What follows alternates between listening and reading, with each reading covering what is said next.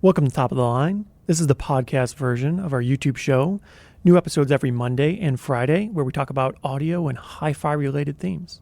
If you have any requests for a future episode, send us an email, totl@abyssheadphones.com.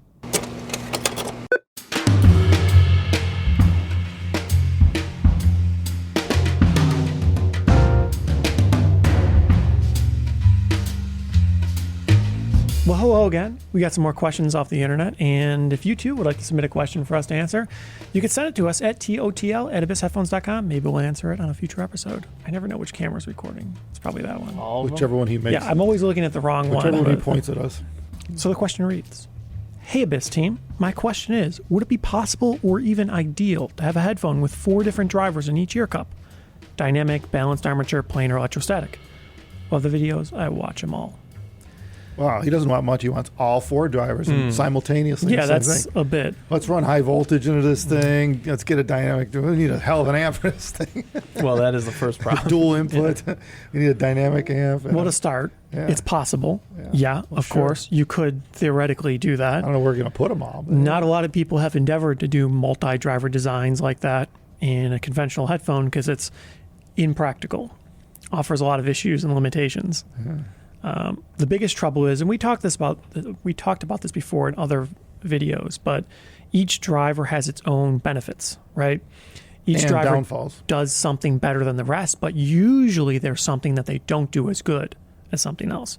So it's kind of like a combination of effects. When you combine multiple drivers, you run into the situation where you kind of also stack up these faults. Now, you also happen to stack up the benefits, but to get it all to work seamlessly is very, very difficult. That's the biggest issue, right? Like you see multi-driver speakers even in 2-channel audio.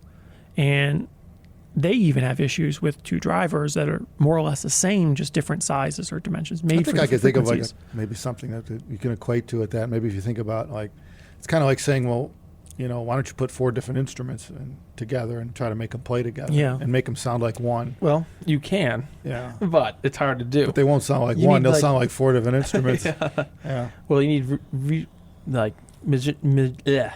you need people that have played with each other for a long time. So they can really. Yeah, but I'm just saying, even say one guitar versus 4 different guitars. Oh, let's say, different from guitars. completely different manufacturers. They will never different sound strings. the same. Yeah. So now you're trying to make them.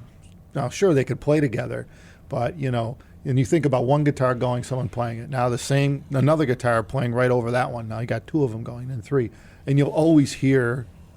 And in the end, you'll probably hear one sound, but it'll be the combination of 4 different guitars. And the resonant character and all that are going to be completely different. So in some respects, they'll be fighting each other, right? I mean, they have to be. They're never going to be totally in sync with each other, no matter what. I think for everybody that's been in the art of the loudspeaker or headphone design for a while, they'll probably agree for the most part that one driver is the best you could do because it eliminates the issues. The trouble is, it's not always possible to make one driver do what you need. Full range. Right, like in 2-channel systems and your large speakers, one driver doing the full range in a large room, it's tough. People do it, but it's tough, right? Yeah, it doesn't really exist. But in headphones, you could get away with it. For the most part, you could do a really, really good job with one driver, and it eliminates those issues of combining the multiple drivers and having imbalances between them because of their physical alignment differences. You have potential for phase imbalances because these drivers physically can't be in the exact same position. And so you need to somehow align the waves so that they all arrive at the same time over a large width, over a significant band of frequencies. And that's very difficult to do. In something like an IEM, it's a little bit easier because of the physics of it. Things are physically closer.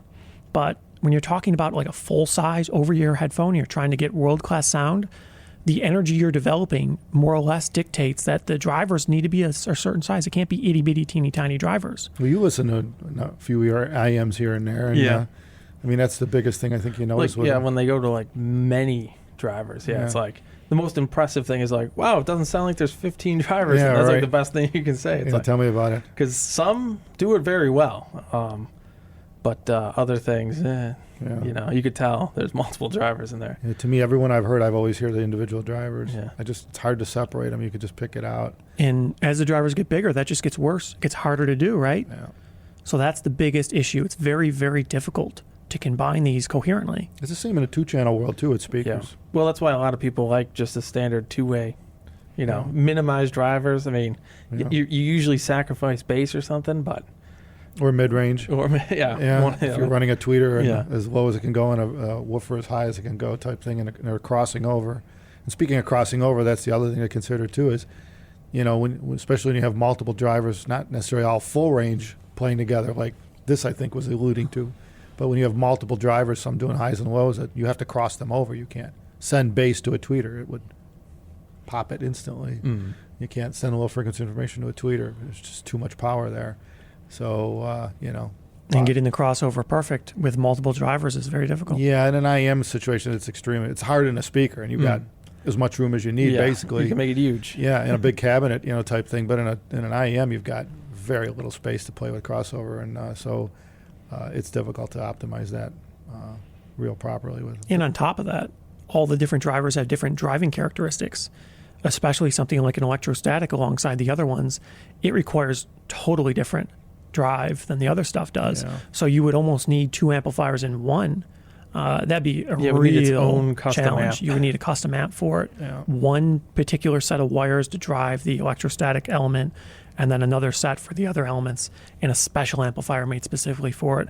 Not to say it's not possible, but the practicality is very limited for benefits that don't seem to be there. Not to mention the cost involved with optimizing every one of those individual driver styles to be at our level.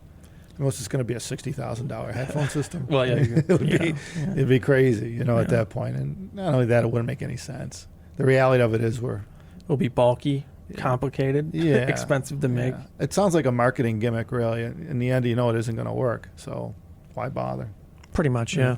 I mean, I'm sure you could make it work, but in the process of doing that, it would take a Would lot it be of work. better than an Yeah. optimized singular driver? Yeah, Probably not. Yeah, Yeah. not in our book. So plainer it is for us. Yeah, I think that wrapped it up for us. Yeah. If anyone out there has any further questions that we could answer in an episode, you can send it to us, totl@abyssheadphones.com. Until then, take care, guys.